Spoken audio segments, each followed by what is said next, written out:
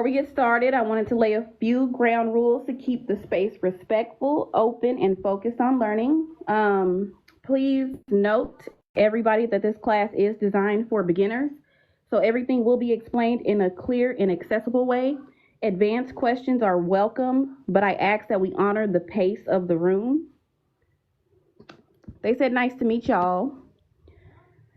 So, rule number one, I know y'all have heard these over and over again, everybody who has been here before. Everything that I am teaching is based on my experience, my practice. Everything I am sharing comes from my personal journey, my studies, my mentors, my retreats, my own research. So I want you to take what resonates with you and what doesn't, leave it where it is. Respect different perspectives. Everyone's spiritual path is unique. Not everybody practices the same thing. Excuse me. What works for one person may not work for another, and that's okay. This space is for learning, not debating or invalidating anybody else's beliefs. Rule number 3, keep the chat positive and respectful. Disrespect, negativity, or trolling won't be tolerated. If you can't engage with an open mind, this may not be the space for you, and my moderators will remove you immediately. If you are disrespectful in any way, you will not be welcomed here again. You will be blocked immediately. No unsolicited advice or corrections. Unless I ask for input, please allow me to teach without interruptions or corrections. Questions are welcome. Keep that in mind. If you have a different approach, that's beautiful. This class is centered around what works for me. No gatekeeping or one right way of thinking. Spiritual work is diverse. Traditions vary. There is no single correct way to do anything, no matter what people tell you. Only what is true and what is effective for you. The last rule, as always, I want you to engage. I want you to learn. I want you to enjoy, ask questions, take notes, and be present. You may want to write down your questions as we go, because between each section, I will be pausing to answer any questions. As I said before, this is an interactive space for growth, understanding, and a deeper connection to work. So we're going to get to it. I'm going to do an overview of everything we're going to go over. Because as y'all know, these classes tend to get kind of long. And I'm not trying to make it that way this time, but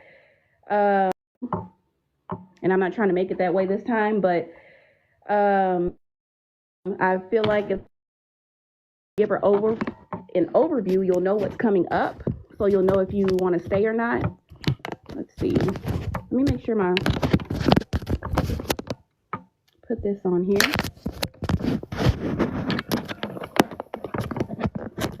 So let's get into the introduction. So let's start with the truth. Everything you've been told about masculine and feminine as labels, everything you've been told about masculine and feminine as labels is probably wrong. That's how we're going to start. Most of us were taught to see masculine and feminine as labels, something you are, based on your body, based on your gender, or how you present to the world. But that idea, that's actually a social script. It's not spiritual, it's not ancestral, and it's definitely not true about energy. In spiritual work, masculine and feminine have nothing to do with gender or what you look like. They are not about a man or a woman or anything between or beyond. They are about how energy moves. That's it. Masculine and feminine describe how something functions, not what someone is. It's the difference between a candle's flame, which is masculine, and a bowl of water, which would be considered feminine. And I'm going to show y'all how later in the class. Both are sacred, both are necessary, but they do move differently. And that's what this class is here to help you reclaim. So we're going to break down the truth behind masculine and feminine energy, starting with where these concepts really came from, scientifically, spiritually, and historically.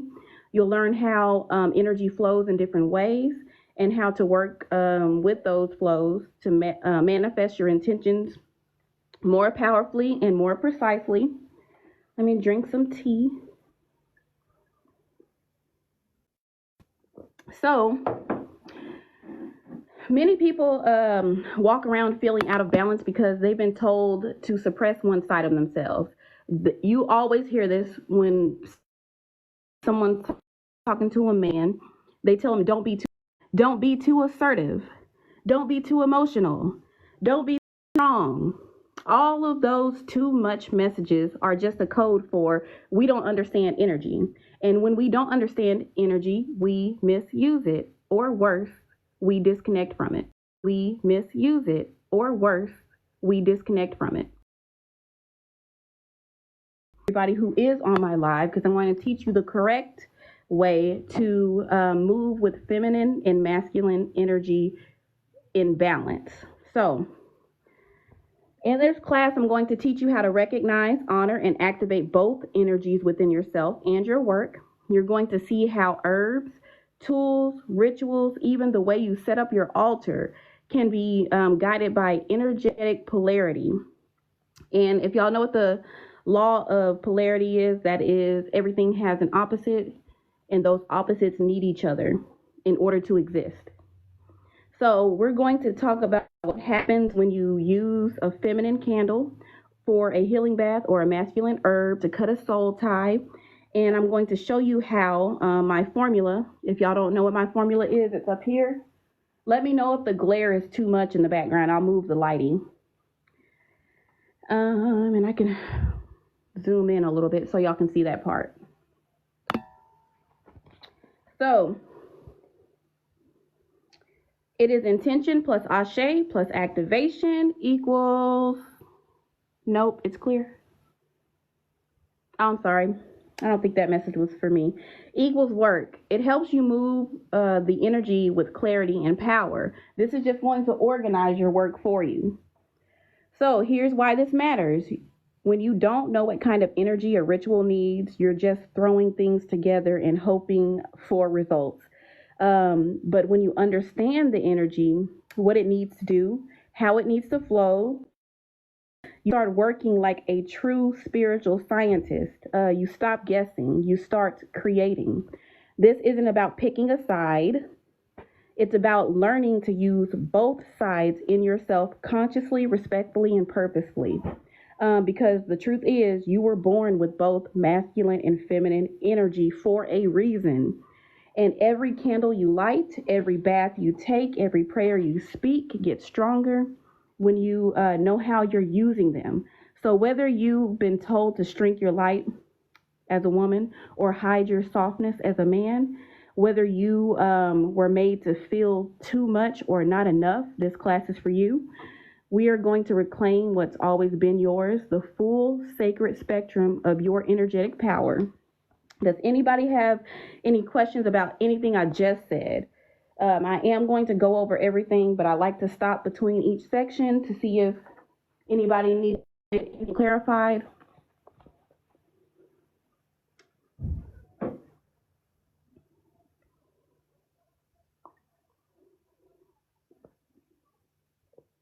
Hey, congratulations, Princess, for reaching level 2 on my team.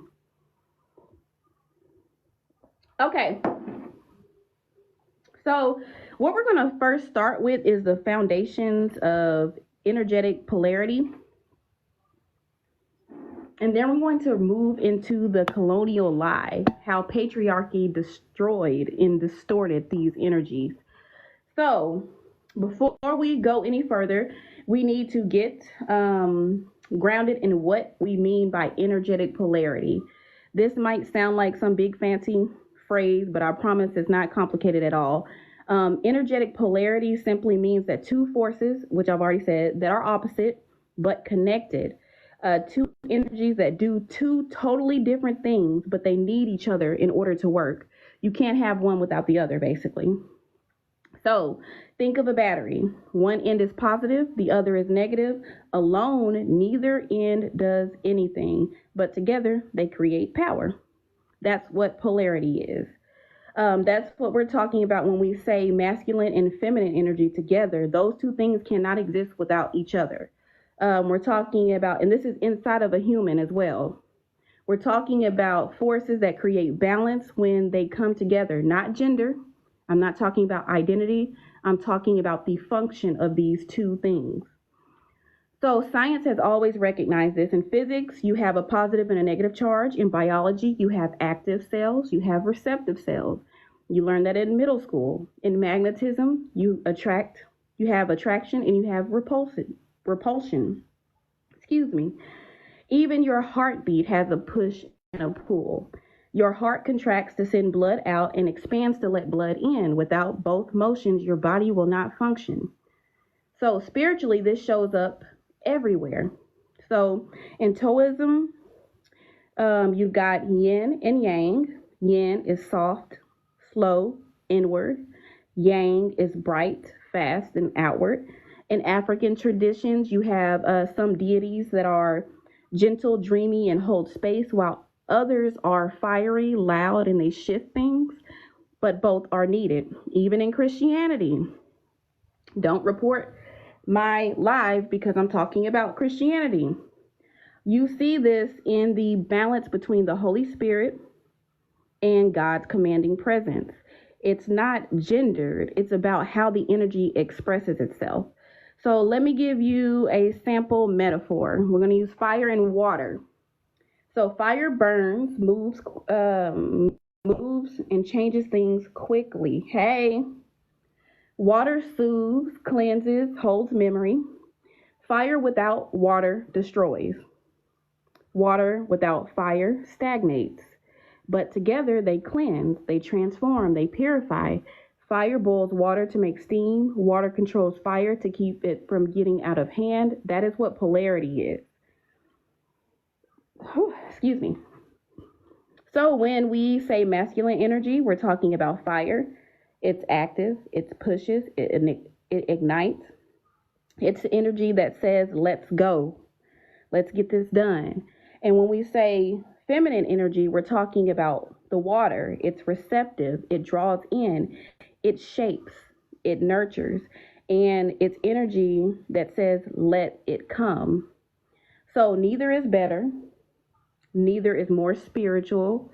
They are equally necessary. And that's where my formula comes in. When I teach intention, which is up here, intention plus Ashe plus activation equals work, I don't know where my pointer is. I still have not found it. It's okay. I'll use a marker. I'm teaching you how to use polarity with purpose. So intention is where everything starts. This is your thoughts, your desires, your goals. Think of this like a seed you plant. Most times intention holds a feminine energy because it begins internally. It's felt before it's acted on. And I'm actually going to go over that more in depth later on in the class. Ashe is the power source, the fuel, the spirit that you see right here.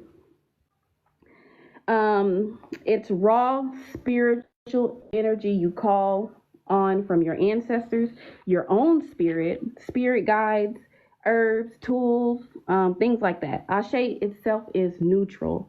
It's not masculine and it's not feminine. I guess you can call it androgynous. It becomes masculine or feminine based on how you direct it. Activation is masculine. It's the action.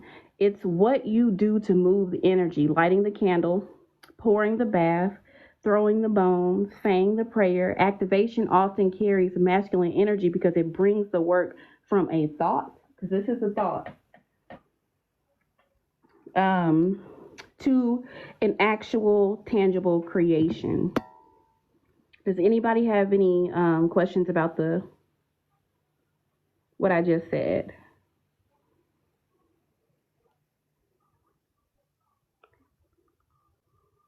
Okay, and if y'all were in my last class, I told you that activation is actually kinetic energy as well.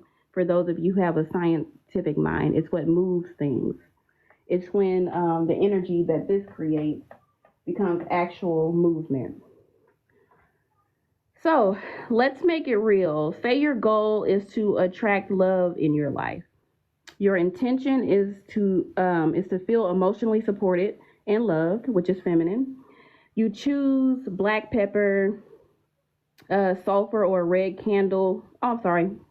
You choose rose petals, honey, a pink candle, and Venus oil. That's feminine. You run a spiritual bath because you know water is feminine. You speak affirmations and soak under a full moon. The moon is also feminine, which I think I put on here somewhere. I did. It's on this chart. So now let's say your goal is to break a toxic tie. Your intention is to cut the energetic cord and be free. That's masculine. You choose black pepper, sulfur, or red candles, or iron nails. That's masculine. Ashe. You burn a petition, strike the candle with herbs, or speak a commanding prayer. That's masculine activation. That's polarity in action. Both rituals are sacred. Both are powerful, but the energy needed to make them work are completely different. And this is why we have to stop thinking of masculine and feminine as man and woman. It was never meant to be that way. That's a colonized thinking. That's social programming. Energy doesn't care about your body. It cares about your direction. Are you drawing something in or are you sending something out? So when you begin to see energy this way, everything shifts. You'll stop second guessing your spiritual work. You'll stop copying rituals that don't match your intention. You'll start building rituals for yourself with purpose and rituals that align with your inner world and with the power of creation itself. So from here on out, I want you to remember masculine and feminine are not labels. They are languages, they are energy. Learn the language of the energy and you'll learn how to speak directly to spirit, because you have to have both in order to speak to spirit.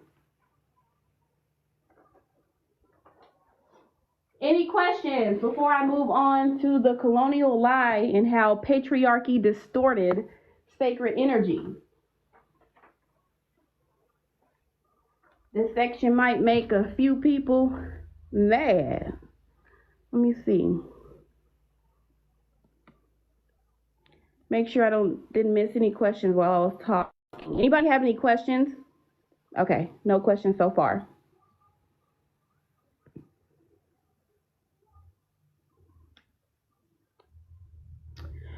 Only my team has joined. Those are my moderators and my personal assistant that's up there.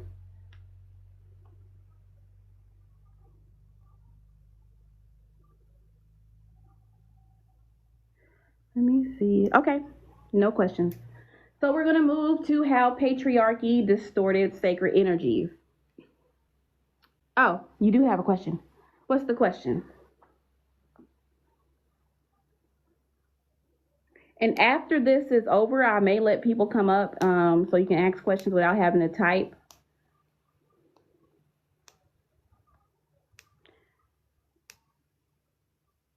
So I'm going to wait on her question and then we're going to move on. Let me see. How sure are you that the spirit is talking?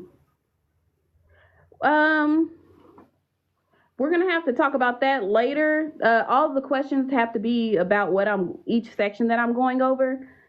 That is a question I'll have to answer later because it's different for each person. It depends on the spirit. It depends on you, how your spirit will connect to you. Most people will gain knowledge or they'll answer themselves or become their own therapist, and they're wondering, how did I know to tell myself that? More than likely, you're talking to your Ashe or you're talking to an ancestral spirit or something like that, and you answer in your own voice. The stronger that you build, I know I'm answering the question after I said I wasn't going to, but after you build your spiritual power, your ancestors or your spirit may talk to you in a different way, and you'll be able to clearly hear. Because when my Ashe answers me, it doesn't talk to me in my voice anymore. It has a different voice. Are masculine and feminine energies fixed? They're not fixed energies. We're actually going to go over how they can change later on in the class, and how you can be both, because they can be androgynous too. They can be one thing together. I'll show you how in a minute. So we're going to move on to the colonial lie. And after I finish each section, I want you to write down your questions while I'm talking, and make sure that the questions that you ask are actually about the subject matter. That way this class won't be so long, because it is a weekday, and I know a lot of y'all have kids and things like that, and so I don't want to make this class too long. Does it strengthen it or does it matter? What do you mean? I'm sorry, I'm just now seeing that question. Does what strengthen it? Oh, there were a couple of questions. Can you pin them? Because I might have missed them. Letting me. Oh, okay.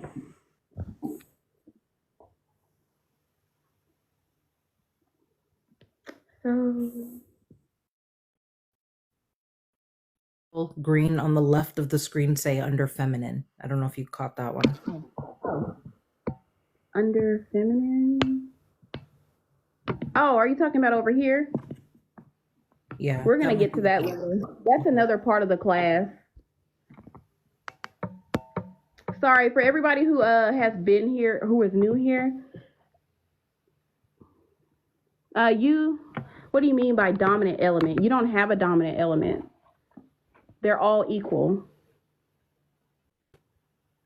Oh, I know what you're saying. You're talking about, because I'm an earth girly, I mostly work with earth. Is that what you're talking about?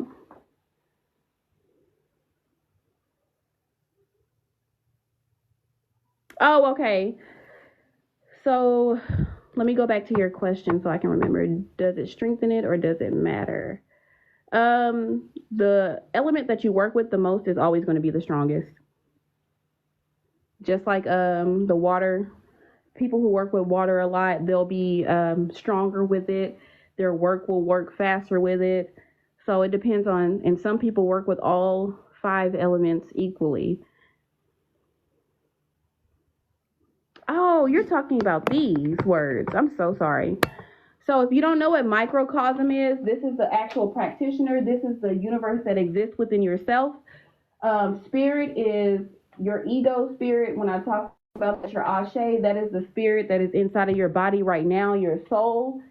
And macrocosm is the universe that is outside of yourself.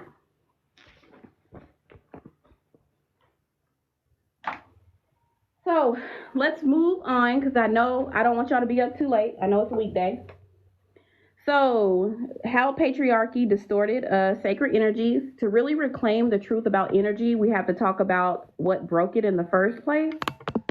Because the confusion around masculine and feminine energy didn't start with spirit. It started with society. It started with humans. And the root of that confusion is colonization. So before colonizers came and imposed their systems, many indigenous, African, and Eastern traditions already had a deep knowledge of energetic polarity.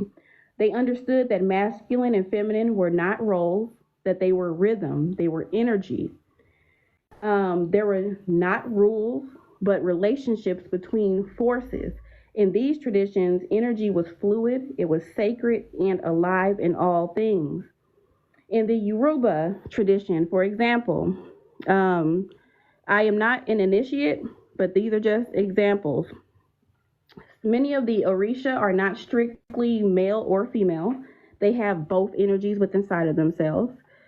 And then when you think about Oshun, she is sweet and seductive, yes, but she's also fierce and war ready when her people are disrespected.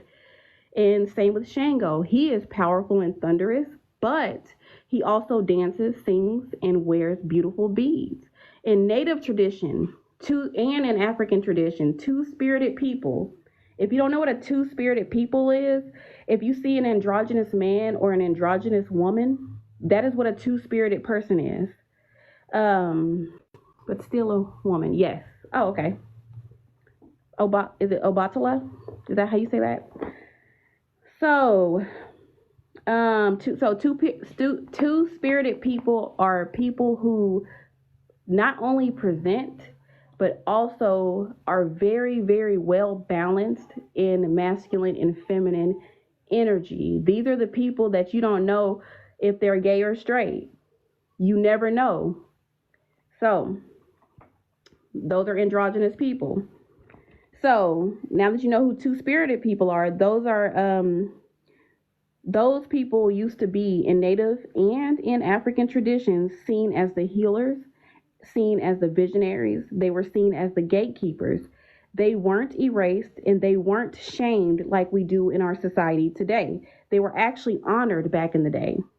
So what happened? Why are they shunned now? Why are androgynous people shunned now? When colonizers came with European religious systems, they brought the belief that God was male, leadership was male, and power belonged to men. Anything feminine was cast out as weak, emotional, passive, or even dangerous. They erased sacred feminine power and rebranded it as submission. And y'all can look this stuff up yourself. I'm not pulling it out of my ass. So go look it up yourself. They took energetic traits and made them into gender roles.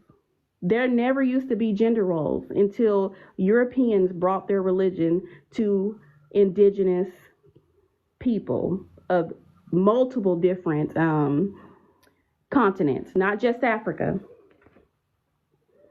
So, over time, that colonized mindset didn't just affect society, it infected our spirituality too.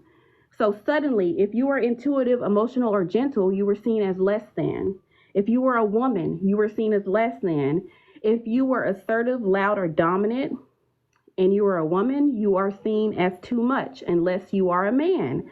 So whole generations of people started shrinking themselves or performing identities. And let me say that again, performing identities, just to feel spiritually accepted, just to feel socially accepted.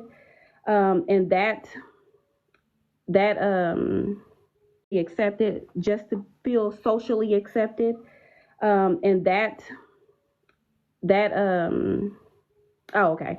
And that binary, this is for men, this is for women, stripped us of our rituals of depth. So our rituals lost some of the spirit because most of us either operate in complete femininity as a woman, or we operate in complete masculinity if you are a man. And you are supposed to operate with both of those things. You're supposed to operate with feminine and masculine energy in everything that you do. So, I want to be clear. The ancestors never taught us that feminine belongs to women and masculine belongs to men. Colonizers did. Our ancestors taught us to understand energy by what it does, not what it looks like. They didn't ask what gender is a herb. They didn't ask what does it move. They did ask what does it move? What does it change? What does it create or what does it destroy? They didn't ask, can a woman do this ritual? Because you see a lot in traditional religions, especially Christianity, they don't want women to do anything but serve. So they didn't ask, can a woman do this ritual? They asked, does this person carry the right ashe to do this work? And when we need to return to that, because the lie of patriarchy doesn't just hurt women, it hurts everybody. It cuts people off from their full energetic range. It says you can only use half of your power, but you were born with both. And spiritual mastery means knowing how to tap into all of it, not just one or the other. And I'm going to give you a real world example. Did anybody have any questions about that before I move on to the example?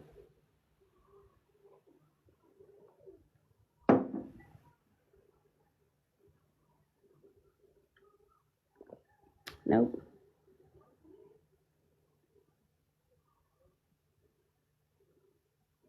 So we're going to think about a spiritual worker who does cleansing baths, protection work, and money rituals. They can do all three of those things. They might need to cry with a client one day, which is feminine energy. And the next day, they may need to command a spirit to leave a space. That is masculine energy. They are not switching their gender. They're just shifting their energy. That's what makes them powerful. That's what makes the work effective. So, as a reminder, energy does not care about your gender. I'm going to say that a lot during this class. Energy cares about your movement, how you move. It asks, how are you showing up? What are you shifting? What are you claiming? This is why we are unlearning. This is why we are decolonizing our spiritual language, because when you let go of these rigid roles, you open up to a deeper truth. You are a vessel for energy, not a prisoner of it. So as we move through the rest of this class, I want you to let go of the idea that you were given about masculine and feminine energy. I want you to let your spirit decide, let your Ashe speak, because when you start to see energy as a behavior and not an identity, you will start walking in your power. And that's the kind of remembering that sets you free. The next thing we're going to talk about is this chart, which are the energetic traits. Any questions?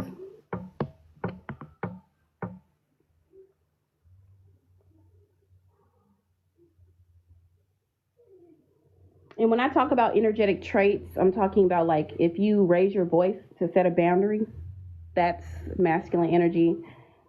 You're moving energy out of you and into the world with force.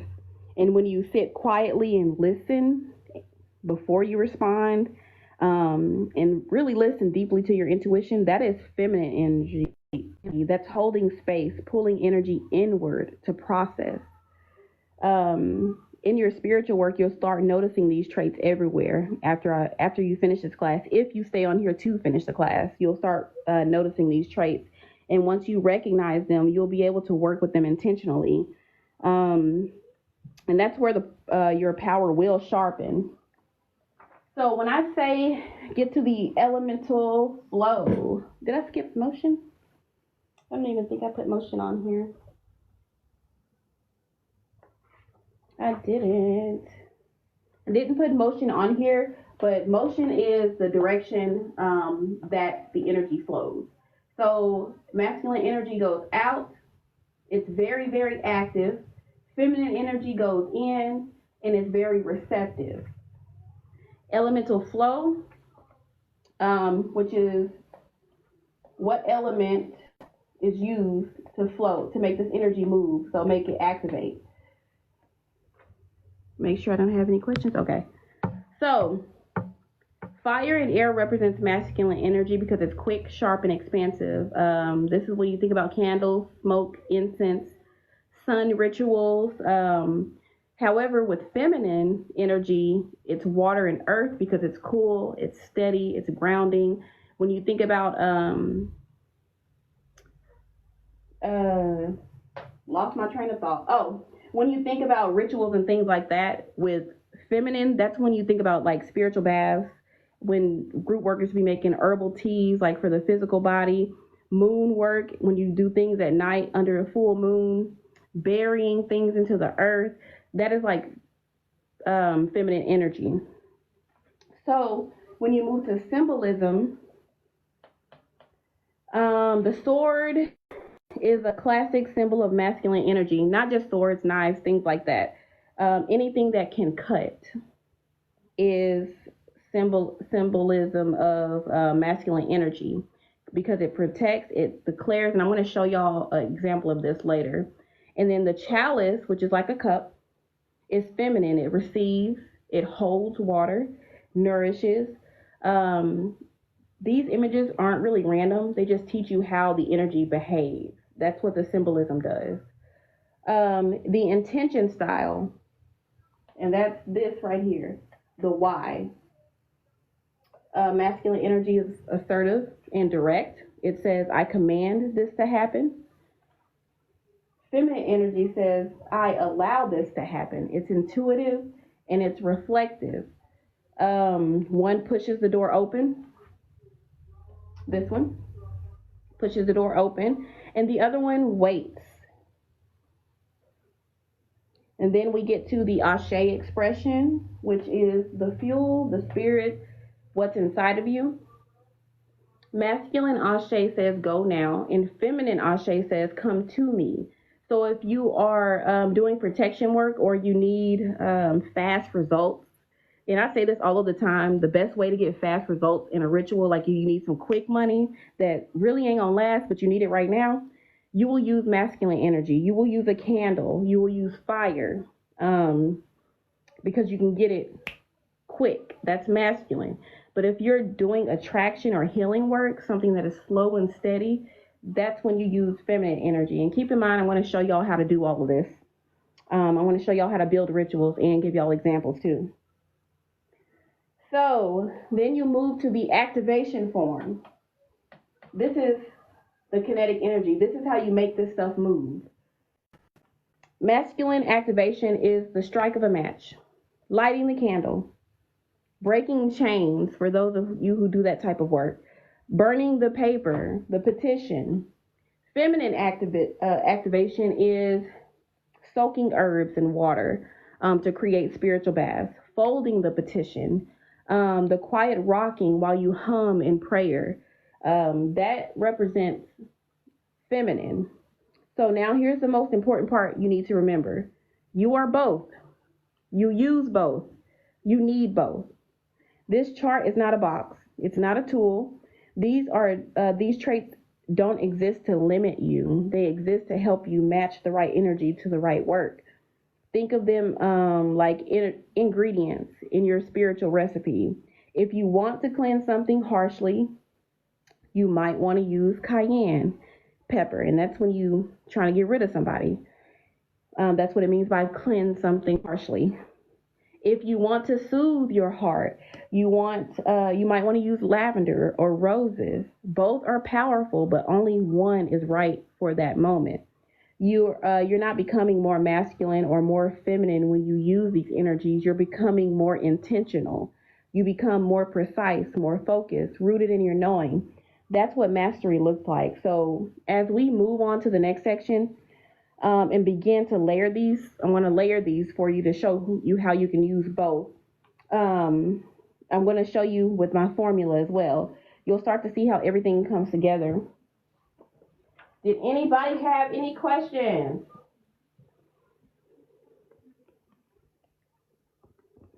And then, did y'all need me to go over my formula in more depth before we move on?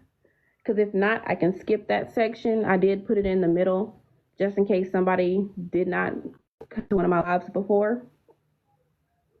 And I can explain the micro, the macro. Yes, let me see. What's the name of your YouTube channel? Planet Kai. It's PLAN, the number 3 TKYE Media. Thank you. It's Planet Kai Media. A refresher is good. Okay, so I'm going to go over the formula again. Hello. Oh, wow. Thank you so much. And it's called manifesting. Let's see. So we're going to go over the formula again. So this formula is how we turn a spiritual idea into something real, how we turn it into moving energy. It's how we go from just wanting something to working it into existence. And every part of this formula carries energy, either masculine, feminine, or a mixture of both. When you know how to assign the right energy to each part, your ritual stops being random, and they start actually becoming surgical. That's when you become a spiritual scientist. It's powerful and it's direct. So we're going to start with intention, which is a microcosm. And microcosm can also be described as your mind. It's your inner self. This is the one that's about to go out. I need to throw it away. It's your inner self. So your intention is the why. It's the goal, the desire, the reason you're doing the work. So intentions are often feminine in nature because they begin as internal thoughts. As I told you before, feminine energy goes in. So, but even though it is, it starts out feminine, it can change into masculine. Because they begin as your internal thoughts, your feelings, your visions.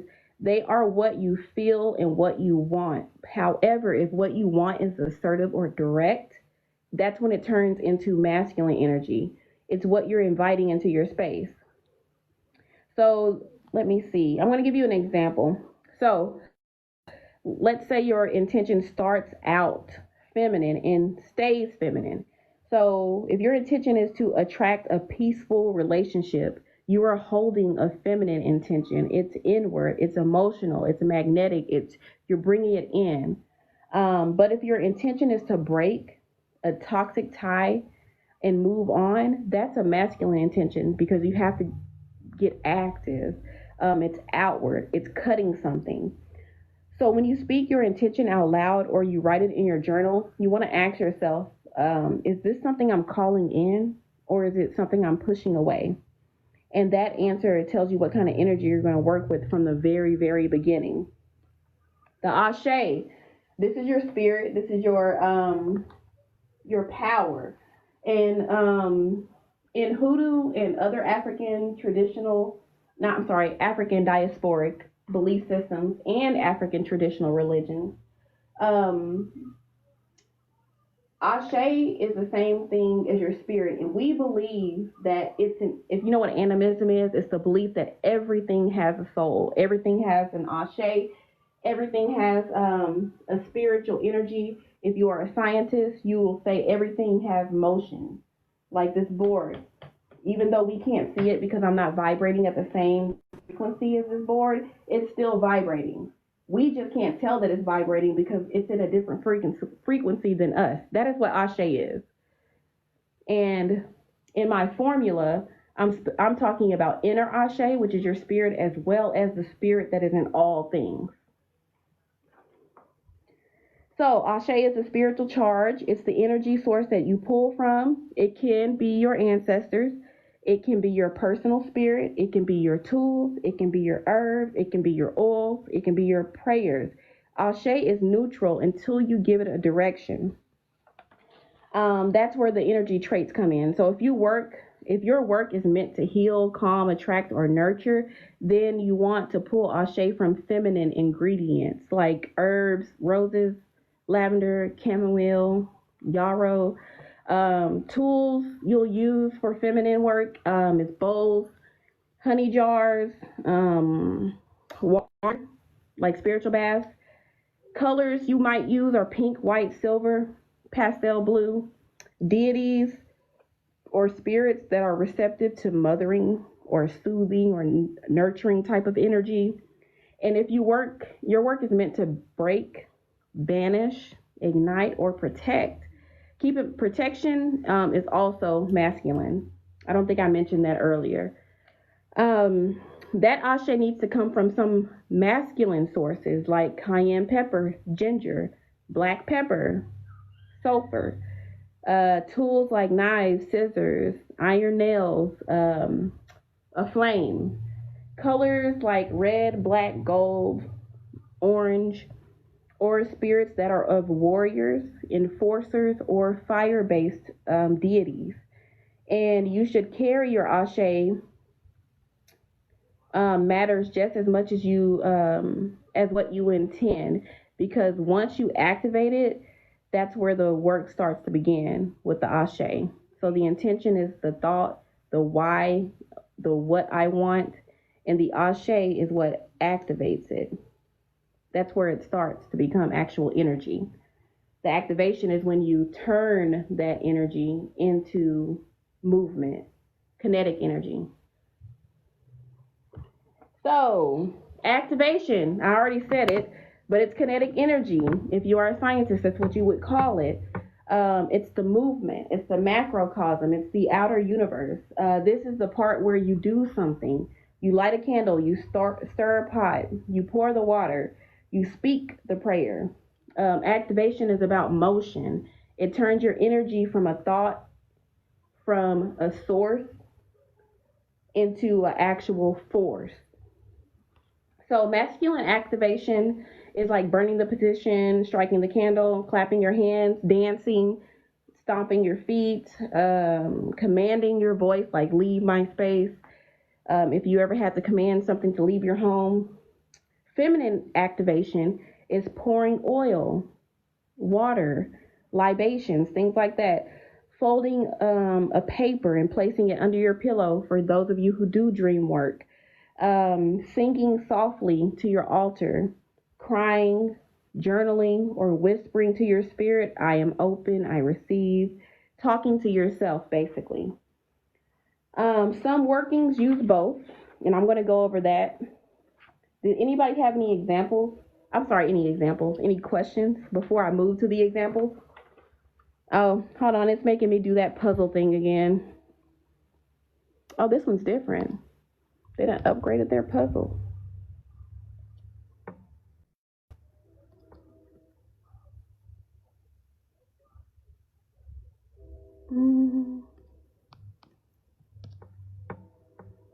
Okay. No questions. Okay. So, an example of this is a love drawing. You want to draw some love to you. I want to attract a committed, emotionally safe partner. That is a feminine intention. Ashe would be rose petals, pink candles, moon, water, sugar, rose quartz. Activation would be to pour a love bath, light the candle, a pink candle specifically, soak while visualizing being held. So you're internally visualizing what you want. That's when meditation and things like that come in. Let me see. Even making a, what do you call it? A vision board. That would be considered feminine. Cord cutting. That is an example of masculine. I'm ready to cut energetic ties with this toxic ass person. You would use black pepper, a red candle, cayenne pepper, some type of iron, which whether it be nails, things like that, or black candles. If you do the new age type of cord cutting, where they use the candles in the string.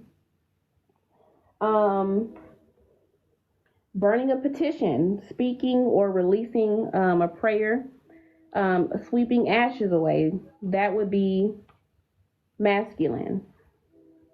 So intention is the why, ashe is the fuel, activation is the movement, and together they make the work. And if I forgot to explain what work is, my bad. So work is what we as hoodoo practitioners call creation. A Wiccan would call this spell work. A Christian may call this a prayer, things like that. So that's what work is. It's the actual creation. So if a Christian's prayer was answered after they set their intention, they prayed to the Holy Spirit, and then, the prayer would actually be the activation. The ashe would be the actual Holy Spirit. Then the prayer actually manifests. That is the work. That's what work is. The manifestation. So, next we're going to talk about sacred movement and ritual work. But I wanted to discuss a debate that people are having online right now. Hey, Dimples. Faith without work is dead. That's exactly what this means. I actually usually say that every single live. But yes, that is exactly what this is. Faith without work is dead. Good catch, Cheapy. And prayer without work is dead.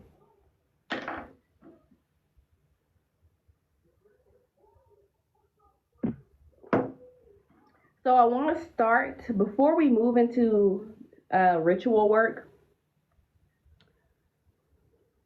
Thank you so much. Okay, so before we move into ritual work, I do want to address the debate that's happening online.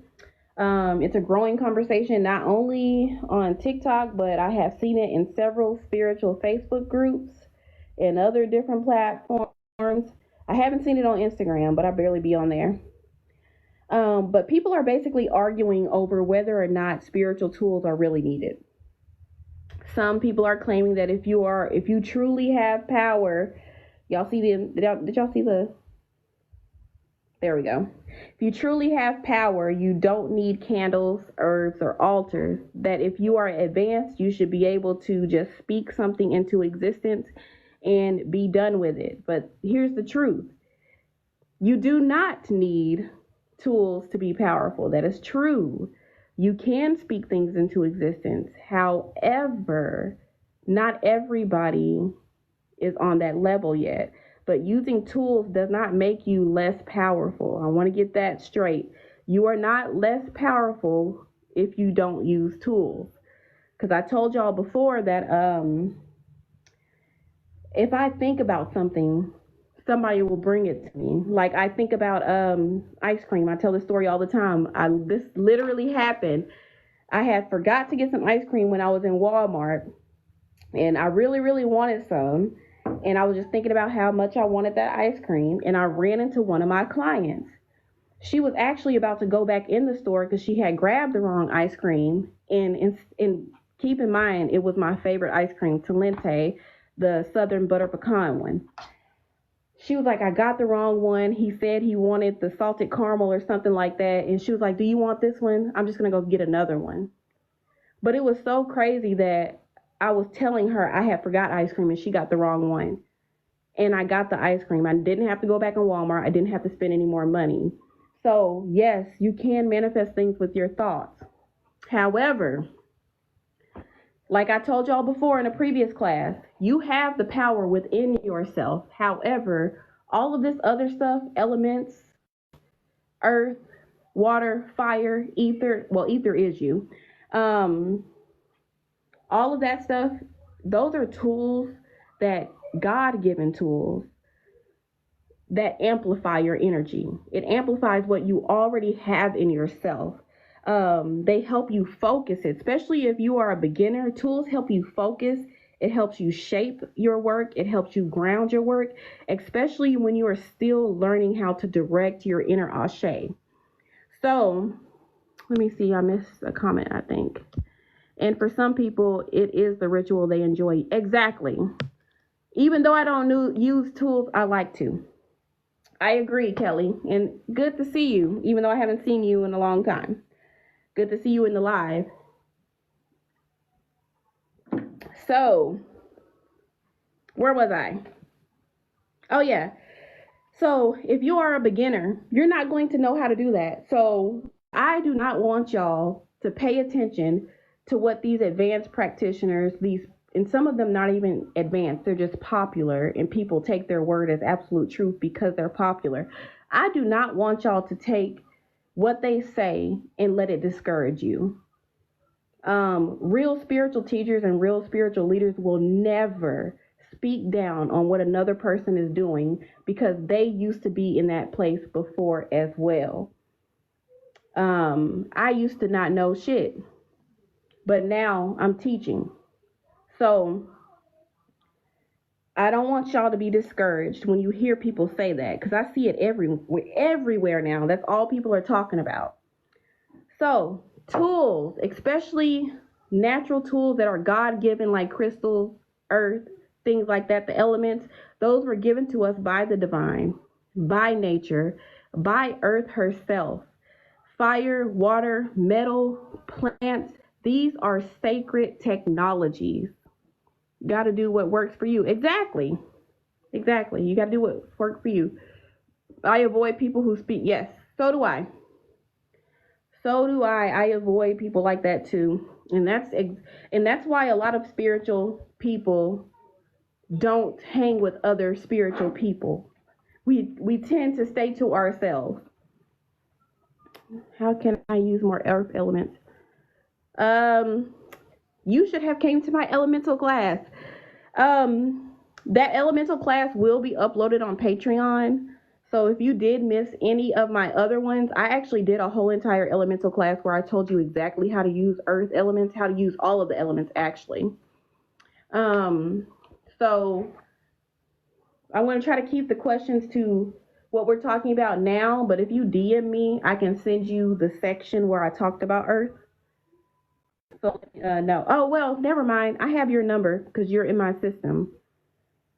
So kings and queens, I will text you that section of that class so you will know.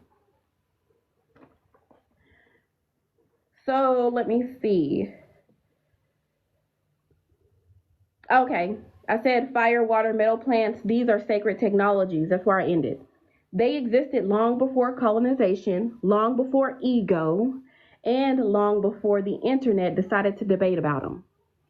So, no, you don't need tools, but you are absolutely allowed to use them, especially if they help you channel your intention with more clarity. Not everybody has the same spiritual gifts.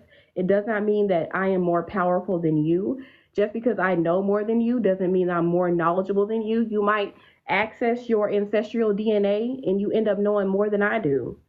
So don't let nobody make you feel less than, ever. Don't let nobody talk down on your practice or make you feel like your rituals are extra just because you are using physical elements. You have the power inside of you, yes, but you also have the power to choose how to regulate that power. You wouldn't shame a drummer for using a drum. So don't let anybody shame you for using a candle. Hey, who is that? Lioness Taylor.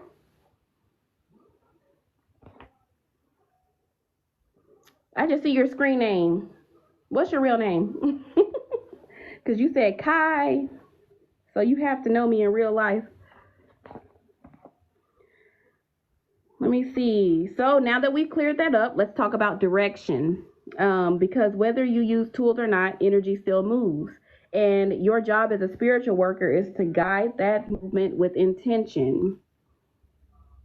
Thank you. Number languages. Yes, I'm a number girl too. I study numerology. That's actually my favorite thing. I give numerology readings too. I'm a math girl. I was taking college algebra in high school. Numbers is my thing. Did anybody have any questions before I moved on to the next section where I tell you about direction and how energy moves?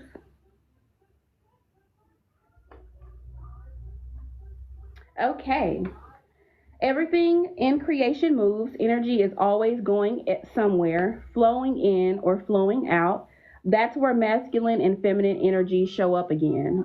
In this section, we're going to explore how energy moves through you, through your tools, and through your ritual setups. Because understanding energy direction, and did I put that up here? Dang, I should have put it up here. But we're going to move to this side of the board though.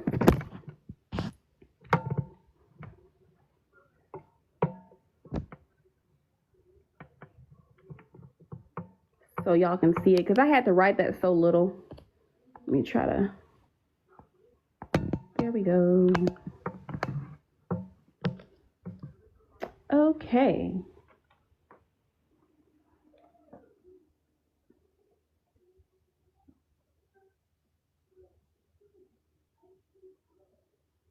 Where was I at? Through your tools, through your ritual setups. Okay. So we're going to start with your body and metaphysical symptoms like Reiki or Reiki, however you say it, Taoism, yoga, chakra work. The right side of your body is considered masculine and active side. And this is where we go here. It's different. Even though I'm saying this, keep in mind this is different based on your belief system, because most metaphysical symptoms, it's the right. But in hoodoo, in a lot of African traditional and African diasporic religions, it's the left side. It's opposite for us. So in chakra right work, the right side of the body is considered masculine or the active side. And meta is short for metaphysical or metaphysics. It's the hand that gives, sends, receives. The left side is seen as a feminine or oh, that is so pretty. Hey, Chief. He is one of my moderators too, but I wasn't able to introduce him because he's just now getting here. Thank you for the gift, though. So, the left side of the body is feminine, receptive, and that side receives, absorbs, and listens. That's a popular model in many New Age and global traditions. Remember that this is only in New Age and global traditions. African traditional religions are the oldest on earth. Keep that in mind, that we use the left side, and our belief system is actually much older than these belief systems.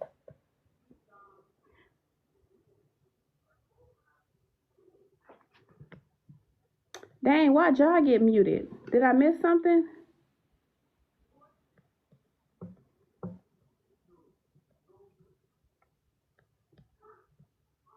Did you mean to mute y'all? Or did he say something? Oh. Teacher from the comments. My bad if I wasn't supposed to. Oh, okay. I didn't even see it, girl. No, you're right. That's part of the rules. You're not allowed to teach while I'm teaching, but at the end of the live, you can. Just okay. While I'm teaching, you're not allowed to teach while I'm teaching, or you will be muted. At least she didn't kick you out, because she usually kicks people out.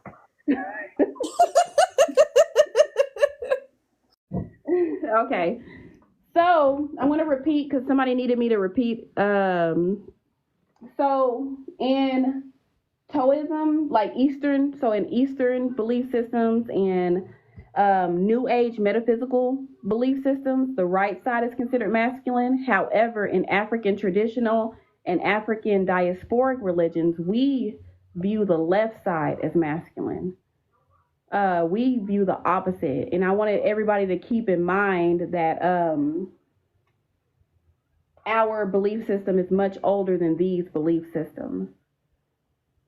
But I still wanted to teach both, so you'll know, if you look this up and it says right side, it's because that's the New Age belief. However, on feminine side, they believe, where am I? The left side is seen as feminine, receptive. That side absorbs and listens. It's a popular, and that's New Age. But in Hoodoo and African American conjure and African diasporic, African traditional belief systems, we are taught differently. In Hoodoo, the left hand is your power hand. That is the hand that cuts, throws, tricks, if you want to call it that, flips, and defends. It's when you do your justice work with the left hand. It's the hand you use when you are reversing something, removing a curse, throwing bones, or doing protective work. It's the hand of the warrior, the one that knows how to protect and what's sacred. So it's the opposite for us. The right hand is the blessing hand, is the one that you use when you're pouring libations, lighting candles for peace, offering healing prayers, or laying your hand on someone in love. It's the hand of the nurturer, the one that brings sweetness, growth, and light. Hello. So I'm going to give you some examples of how this shows up in practice. If you're doing a cleansing to remove heavy energy, the left hand energy, you're moving something out. And this is in Hoodoo specifically. You might use bitter herbs, sweep in a counterclockwise motion, or use fire to burn away the energy. The right hand is when you are doing a healing ritual. So you're drawing in peace and restoring balance. That right-handed energy, you're moving energy in. You might use sweet oils, soft herbs, or water-based tools to welcome Ashe into your space. The polarity shows up in altars too. In many traditions, you see the right side of the altar holds masculine and active tools like wands, candles, iron, or anything that's used to project energy. The left side, and this is for advanced practitioners. The stuff that I'm giving you now, If you are a beginner, I wouldn't worry about left and right side on the altar until you learn how to actually activate your altar and things like that. And the left side might hold cups, bowls, flowers, or healing herbs, anything that receives, nurtures, or draws in. And when I say altar, I'm not talking about your ancestor altar. I'm talking about the altars that you do your work on. In Hoodoo, the layout might be in reverse depending on what you're doing. So if you're setting up a reversal altar, your left side might hold the war water, the hot foot powder, or black candles. You know you would never put any of this on your ancestor altar. I just want to keep saying that. This is an actual work altar. The right side might hold peace water, honey jars, or ancestral offerings. This is on your ancestor altar. It's not about being fancy. It's about being intentional. So if your ancestor is actually helping you with the working that you're trying to do, that's what it's talking about when it says an ancestral offering or deity offering. I'm not talking about an ancestor altar. So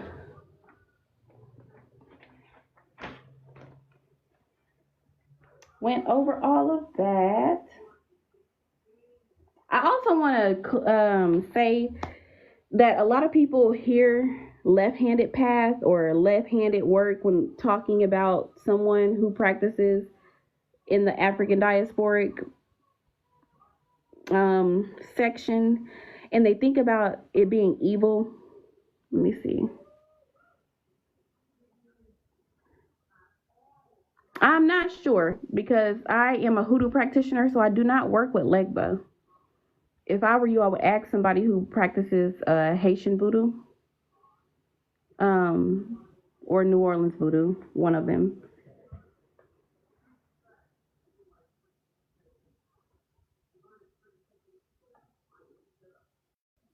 So I'm not sure. Let me see. So I was saying that left-handed work always gets a bad rep, like it's evil or dark. I want y'all to know that's colonial talk. In Hoodoo, left-handed work is sacred. It's how you defend yourself, how you protect yourself and your family. It's not demonic. It's divine enforcement. That is the hand your ancestors used when they had to flip curses back to sender, protect their homes, bind injustices back then. Both hands are holy. Neither one of them is evil. Both directions are sacred. And just like I said before, the law of polarity, you can't have one without the other. One removes, one receives. So the next time someone tries to scare you out of your own tradition, remember, my left hand carries the power of my ancestors. My right hand carries the blessings they prayed for. I walk with both. And that is actually a quote from one of my elders.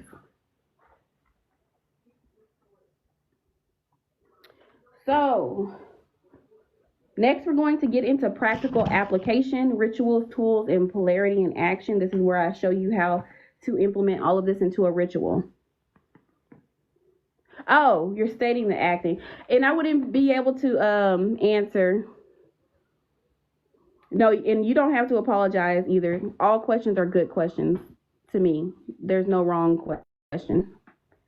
Did anybody have any questions before I moved into the practical application?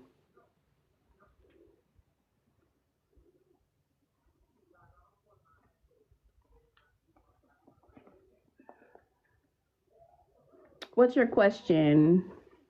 Tranquil stories. Wait, tranquil stories in love. Okay. Let me disconnect from my.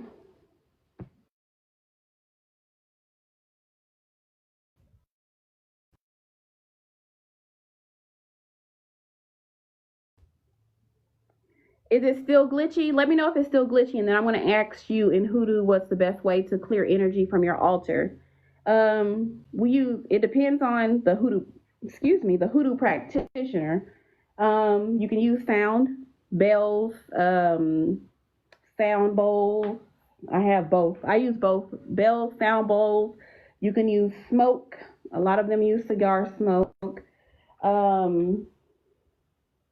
Trying to think. Water. If you do have spiritual waters like indigo water, bluing, Florida water, things like that. Oh, I got another subscriber. Thank you.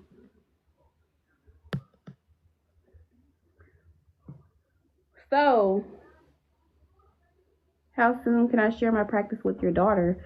That's up to you. As soon as possible. All my kids know what I do, including my 7-year-old. He be in here at the altar too.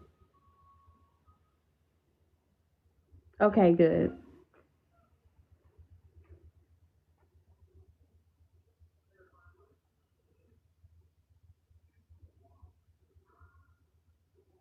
Okay.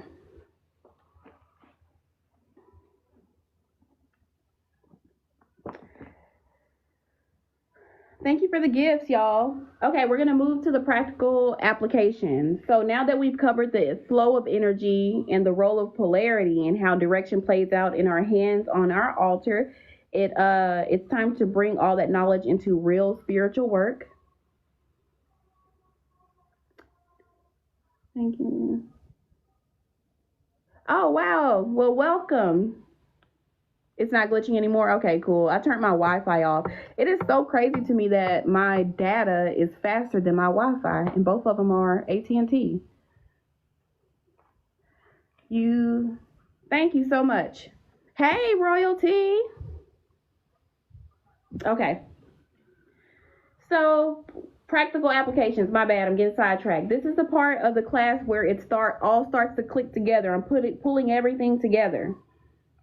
You'll see how masculine and feminine energy aren't just abstract ideas. They show up in your rituals and your tools. Every ritual you do, whether it's a candle working, a spiritual bath, a jar, a prayer, or floor wash, has a function. That function either sends energy out or draws energy in. It never destroys, protects, or cuts, or it heals, attracts, and soothes. So, think of masculine energy as the direct current. It is part of your ritual that initiates change, breaks bonds, sets boundaries, or commands actions. Think of feminine energy as a receptive current. It holds your intention, nurtures your vision, draws in new blessings, or gives you form to what you're manifesting. So, I'm going to break this down using real examples. Add a router to my modem. Okay, I'm gonna actually look into that. Thank you. So, let's say somebody wants to, and I'm going to use the same ones I've been using: candle work, spiritual bath, things like that, so you can see. So we're going to use cord cutting candle work as an example. That's this one. Let's say someone wants to release a toxic relationship that's still lingering energetically. The masculine intention will be, I release this connection and reclaim my energy. The masculine ashe will either be a red or a black candle. You will use bay leaf, cayenne, sulfur, and iron nail. And I'm using what I would do as a hoodoo practitioner. I want y'all to change all of this based on what your belief system is. Write the person's name on the petition. And this is a masculine activation. You'll write the person's name on the petition, anoint the candle with hot foot oil, if you know how to make that, or banishment oil, whatever y'all use in your practice. Place the petition under the candle and burn it completely while repeating a cutting prayer out loud. You've created an energetic action. You're pushing something out, burning away the attachment. That is masculine polarity in motion. That's what it looks like. So now we're going to move to what feminine polarity in motion looks like. And we're going to use a love drawing spiritual bath as an example. So let's say somebody wants to invite new love and emotional safety into their life. Feminine intention is, I open my heart to be loved in truth and peace. The feminine ashe is rose petals, chamomile, honey, moon water, and a pink candle. Feminine activation would be to soak in bath under moonlight. And this is for people like me, or Lene does this too, who take spiritual baths outside. I'm just using this as an example. So speak affirmations of love, light the candle for Venus energy, and let yourself receive the warmth of your own self-love. This is a holding space, a womb of energy. That is what feminine polarity in motion is like. So, my head is all in a damn camera. That's what that was. Now we're going to talk about money. When you're trying to bring in money, that's masculine and feminine. And I'm going to show you how. So a money working with balanced polarity. So something that is masculine and feminine is considered balanced or androgynous work. We also call it androgynous work. So some rituals need both. Let's say you're doing a money jar. I'm using a money jar as an example. And you want fast results, but you also want it to be stable and long lasting. The feminine intention is drawing in long-term abundance because you want to bring this to you. So that's feminine. However, you're going to use masculine activation with this. So the ingredients, the ashe, is going to be feminine and masculine. So the feminine ingredients will be cinnamon, sugar, basil for attraction. The masculine ingredients will be bay leaf, ginger, any type of magnetic sand, hematite, anything. You can use an actual magnet too. And this is for speed and for fire. The masculine activation will be to ignite the fire to get it moving. So you would write your petition with your left hand, which is receptive, the drawing in the blessing. You will dress the green candles with oils and the powders, because you're going to turn all of those ingredients into a powder. If you know how to dress a candle, you know what I'm talking about. And light it to feed the jar with fire energy. You'll seal the jar, shake it once a day with affirmations. The masculine is the motion of shaking it. Then keeping it on your sacred altar is a type of feminine. See you later, Kelly. Is a feminine containment. Jars and stuff like that, things that hold things, will be feminine. So you see how both energies are present. One receives, one activates. This is where spiritual work actually becomes layered, and it's more potent when you use both energies. Even an altar setup. Let's say you're building an altar for healing and protection. Keep in mind, I'm not talking about an ancestor altar.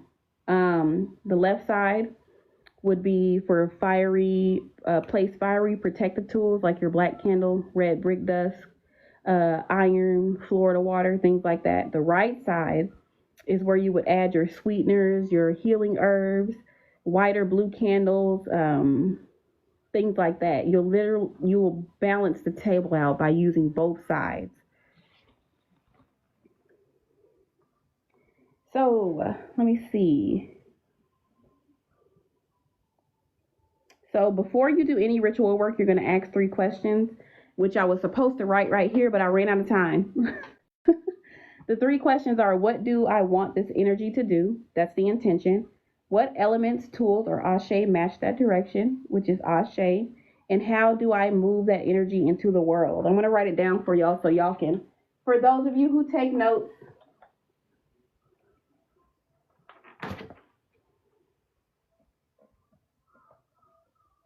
any questions?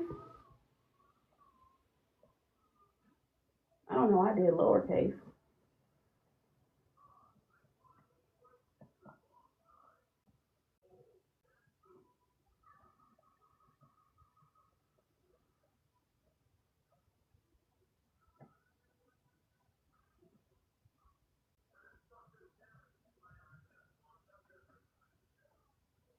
Any questions before I move on? And this is we're going to move to the last part of the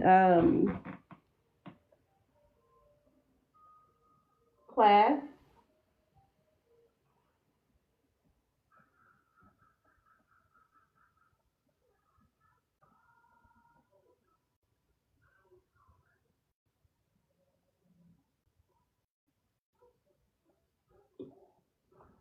Third one.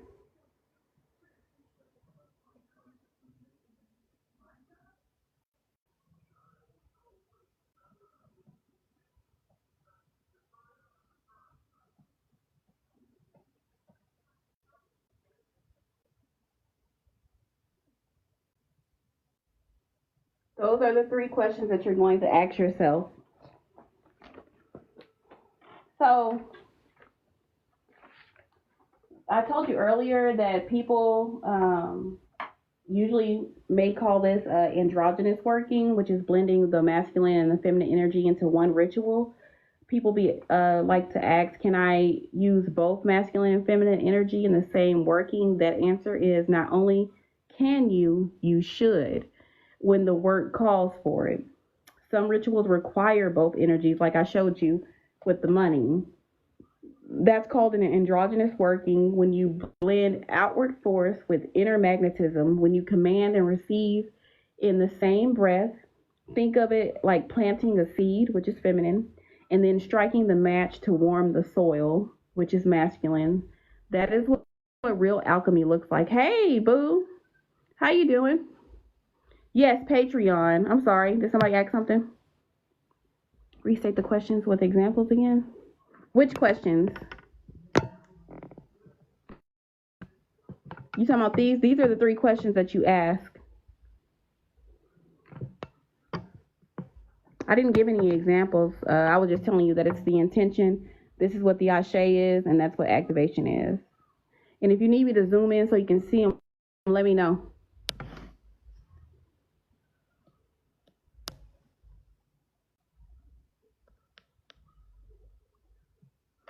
Oh, I see. Tranquil, you asked if I will be posting this on YouTube. I actually will be posting all of my lives on my Patreon. I don't want anybody to go on the Patreon yet because it doesn't actually start until May the 1st. And I will be posting all of the ones that I've done already on there. So I think this is actually maybe let me see how many folders I have over there. 1, 2. This is my 6th class, and they will be on my Patreon. My YouTube is mostly going to be my thoughts and it's going to be like a mini series of information. And that's Planet Kai. But I have to control who actually sees some of this stuff and who can replay it back, things like that.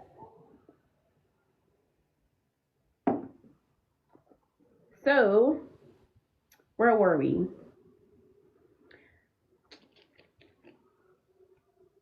I'm going to give you another example of an androgynous working. You want to release pain from the past, a past relationship, while opening up space for new, healthy love. So that ritual has 2 functions. You're cutting emotional residue, which is masculine. Yes, exactly, Tranquil. Tranquil. I don't know why I keep saying Tranquil. The second function is heal the heart and draw in new love, which is feminine because you're trying to bring something in. The intention would be, I release the pain that no longer serves me, and I open my heart to be loved in truth. This is a dual intention, half release, half invitation.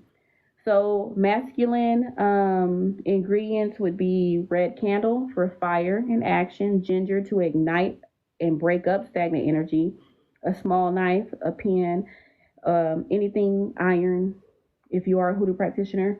Feminine Ashe would be the rose petals to soothe and heal, honey or sugar, pink candle, and you can use moon water or anything that has to do with the moon. You can use moonstone too. That's feminine.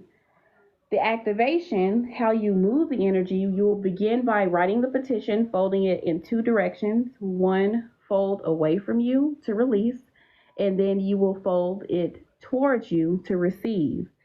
Then you'll dress the red candle with hot oil and ginger. Place it on the left. Dress the candle, pink candle with rose and honey. Place it on the right. Light both candles at the same time. As the red candle burns, say a releasing prayer. As the pink candle burns, you'll face it and call in love. Let both flames burn. One clears the space, the other invites in the new. The ritual ends when both flames go out. And these rituals that I'm saying now, I will be doing like I did the last class, which is a follow-up. But I'll be posting them on my Patreon instead of my TikTok. So that is an example of an androgynous working. Did anybody have any questions before I go over the very last thing, which is very, very short? It's probably like going to take me 5 minutes to do this. Okay, cool. This is going to be simple, and then the class is over, and y'all are open to ask me questions if you would like. If you were teaching during my class, this is when you can teach me something if you feel the need to. Just wanted to show you something. I'm gonna have to drop that a little bit.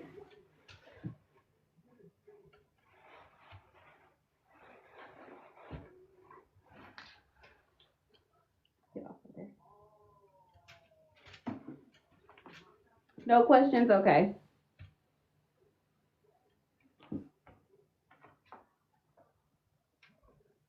Let me bring this up a little bit.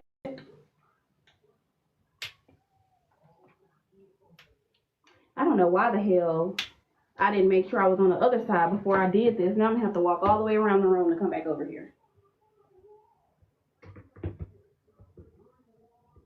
I forgot the camera was zoomed in as well.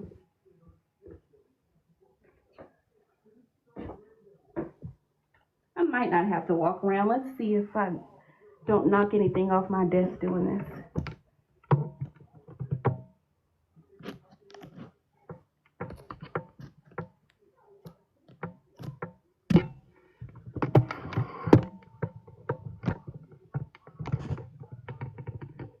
Okay, I don't have to walk around.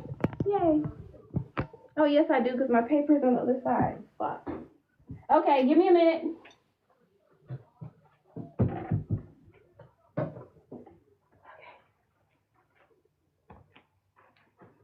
So I named this the spiral of energetic function.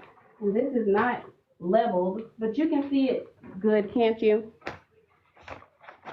Can y'all see that good? Oh, no, you can't. You can't see the whole board.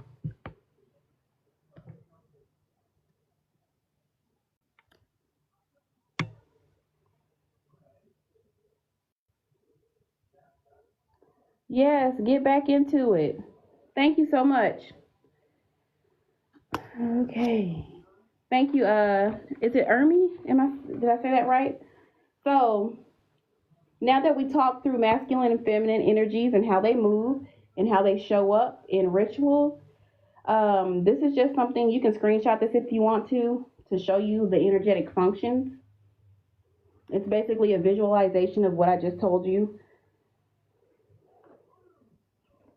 It's basically a visualization of how energy flows within each polarity and how creation is born when they flow and meet in a sacred balance. My board wasn't big enough, but it's supposed to be a circle around this. It's supposed to look like this. If y'all want to screenshot this, let me know.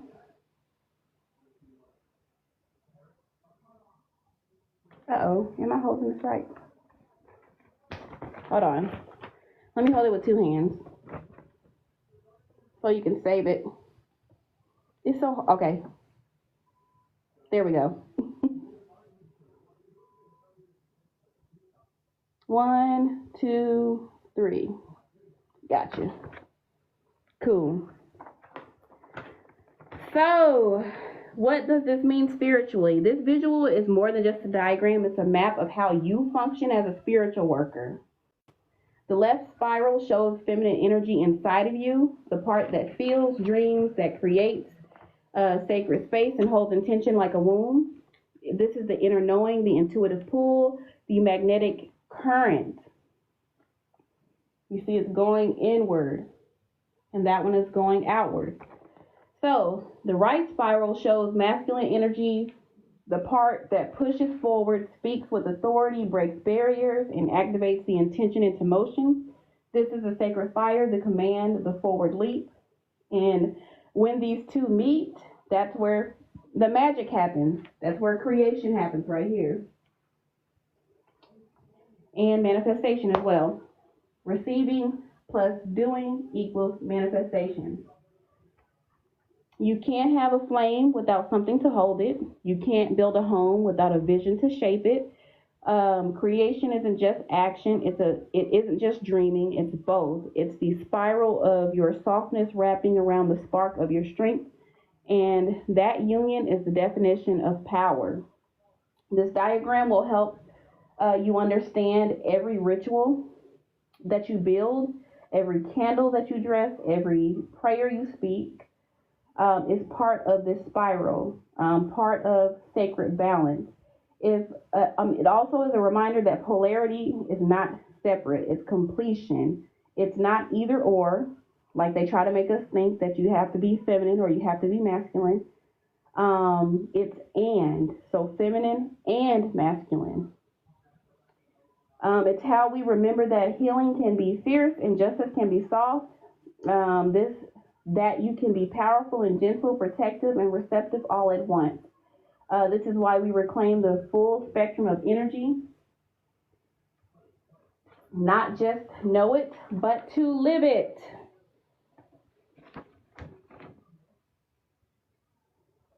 So by now you've learned what many people spend lifetime searching for. You've reclaimed what was stolen if you were here for the whole class, distorted or hidden behind stereotypes and colonial confusion. You've remembered that masculine and feminine energy aren't roles you perform. They are rhythms you carry. They are spiritual languages within your body, and your body has both of them.